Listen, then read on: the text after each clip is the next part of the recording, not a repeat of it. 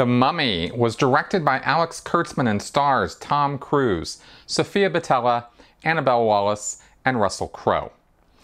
All right, now, first there's a little disclaimer or, something I have to get off my chest here about this, which is that I hate Tom Cruise. Like, a lot. I have a other channel where I talk about Scientology. Something that Tom Cruise and I have in common is our experience with Scientology, although he's still a member while I am not. And I just have some personal gripes with the guy, and I'm just going to get that out of the way right now.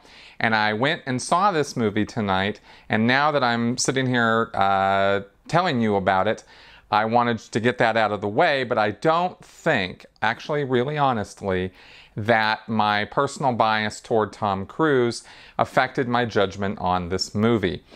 So far, this has been pretty universally panned as a film, and now that I went and saw it, I can see why. The Mummy is not a good movie.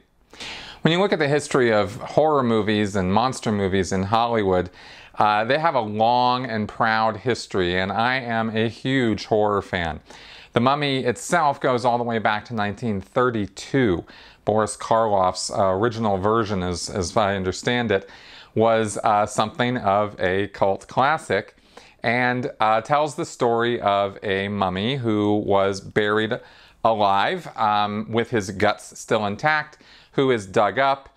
A scroll is read, which brings him back to life, and he then, in that original movie, went looking for his old bride in a reincarnated form now, so that he could, kill her and live with her forever, and they managed to thwart his evil schemes.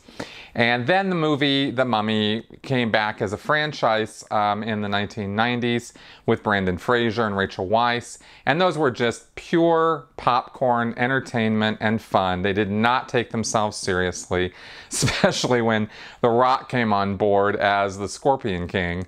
And those were, not anything to be taken seriously. This new version of The Mummy does take itself seriously. In fact, it is the springboard for a whole new franchise that Universal hopes to create, and if this is their first go, they are not impressing. This is the Dark Universe, and this is supposed to include a whole lineup of movies that they are going to be resuscitating in the genre, in the horror genre, including Frankenstein, Bride of Frankenstein, Creature from the Black Lagoon, The Invisible Man, Phantom of the Opera, and of course, Dracula.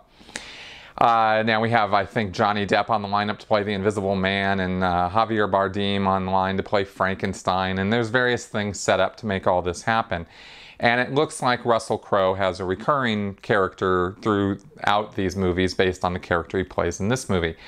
On the off chance that after seeing this you're going to go see The Mummy, I won't spoil it for you as to who Russell Crowe's character is. If you want that spoiler, you can look it up. I'm sure you'll find it quickly.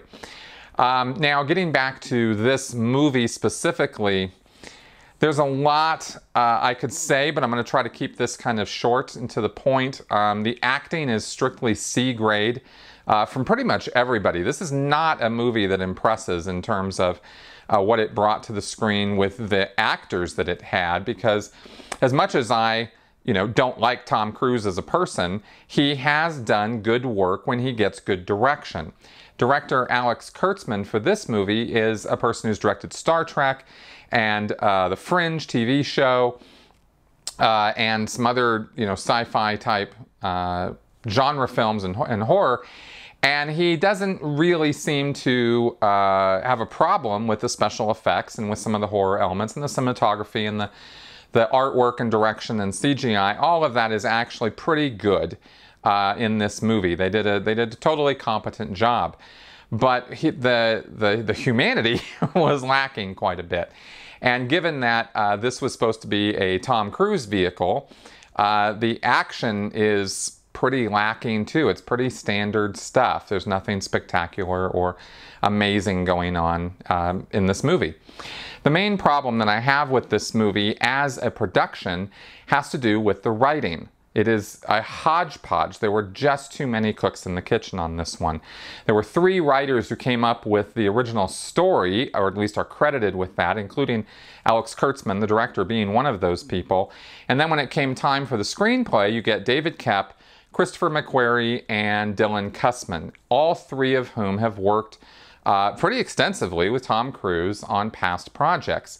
And it's pretty clear as the story starts unfolding that there was, I think, a lot of tampering going on with the script and with the direction of the movie, probably from Tom Cruise and maybe some of the other actors too. But it's just, there's so many mad dash things being thrown around in this movie, and the elements don't come together smoothly. It's not an integrated whole. So you get scene and then exposition and then scene and then some more exposition and some more weird action, and then there's the story moves forward a little bit. But the story is very basic and simplistic. It is not, doesn't really flow well.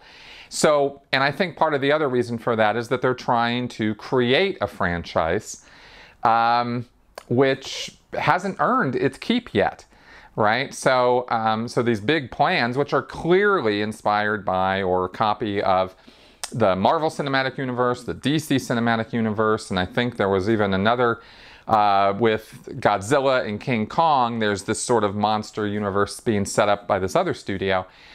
So this is just sort of piling on to that, but whereas those movies kind of got themselves going as a franchise first and made sure that they had something that was working, this one just sort of assumes that we're just going to roll all this stuff out.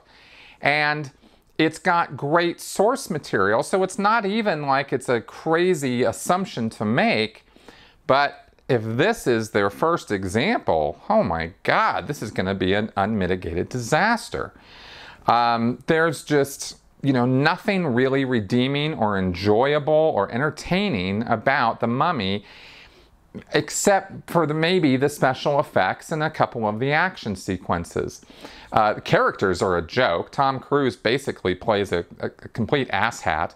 And there's a redemption, that's supposed to take place in the 3rd act, which pretty unconvincing, really. And there's this sidekick character that he has who keeps popping up. Looks like it was just added in at the last minute, to be totally honest. This sidekick character doesn't fit with the rest of the movie. I don't think he was part of the original concept. So, all in all, bad story, bad screenplay, bad dialogue, bad acting. What do you get? A bad movie. And that is why I'm giving this movie a rating of pretty bad. It doesn't get total suckage because, like I said, there are some people who really don't care about acting, don't care about writing so much. They just want to go and experience a lot of crazy stuff going on the screen, a lot of crazy special effects and CGI, and they want to eat their popcorn and sort of enjoy the motion and fluidity of that. I think they'll even have a hard time with this one, but there are some, because those redeeming qualities kind of exist in this movie. I'm not going to go all the way down to the bottom of the scale, but I will summarize by saying a very unimpressive start to what should be a no-brainer franchise of amazing movies that could come out with modern twists and modern values on old classic horror tales that really are quite timeless. And instead, it looks like Universal, maybe because of Tom Cruise's involvement, because he is a classic, modifier player with scripts. He's constantly tinkering with the scripts and whatnot.